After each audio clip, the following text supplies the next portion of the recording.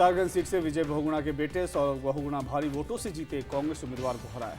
मायावती के बाद हरीश रावत ने भी ईवीएम पर उठाए सवाल, व्यंग के लहजे में कहा ईवीएम के चमत्कार को सलाम। हरीश रावत ने कहा खुद दोनों सीट हारने और पार्टी को नहीं जिता पाने की डबल जिम्मेदारी लेता हूं। रावत ने बीजेपी को जीत पर दी बधाई, कहा बीजेपी जितनी हकदार थी उससे भी ज्यादा मिला।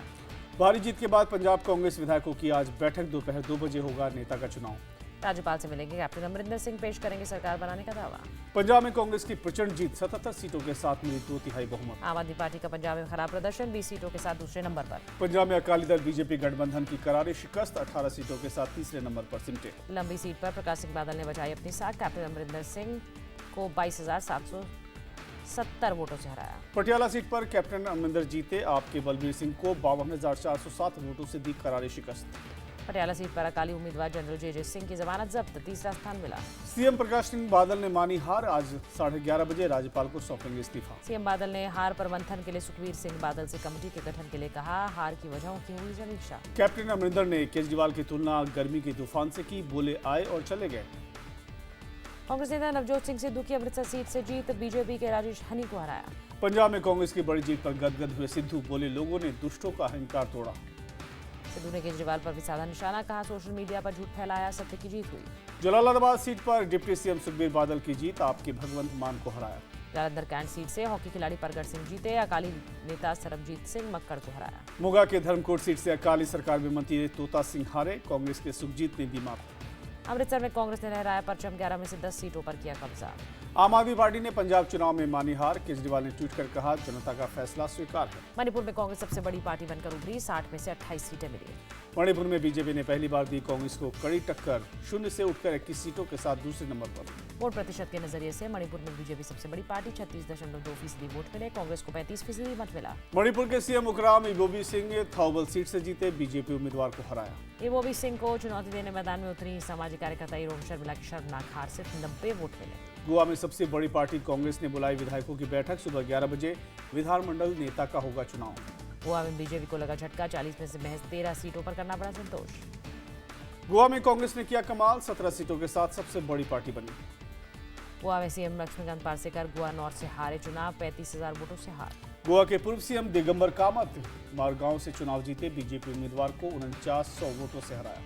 गोवा में बीजेपी के एक और कद्दावर नेता दिलीप पारुलेकर हारे, गोवा फॉरवर्ड पार्टी ने हराया। Deputy CM Francis D'Souza Mapusa से चुनाव जीते, एमजीपी के विनोद फाखड़े को दी शिकस्त।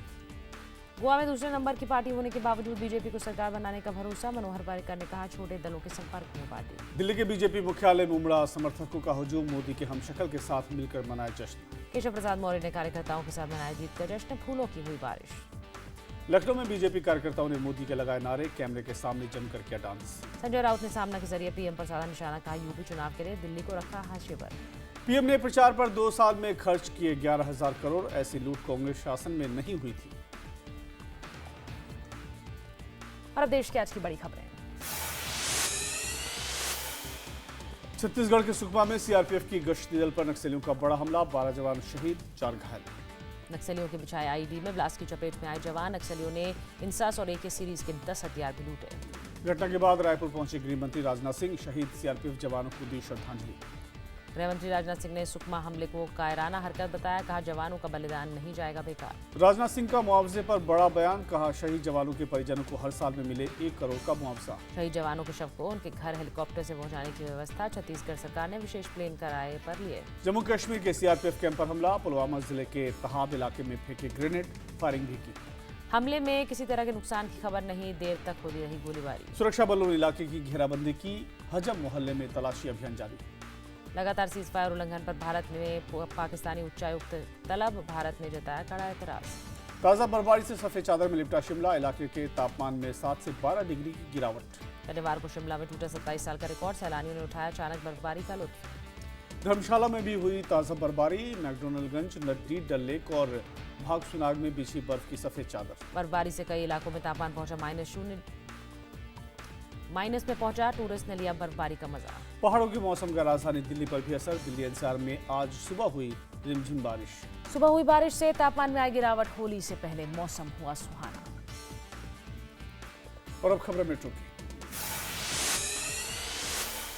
दिल्ली में आईटीओ के पास लकड़ी गोदाम में लगी भीषण आग, आसपास की झुग्गियां आई चपेट में।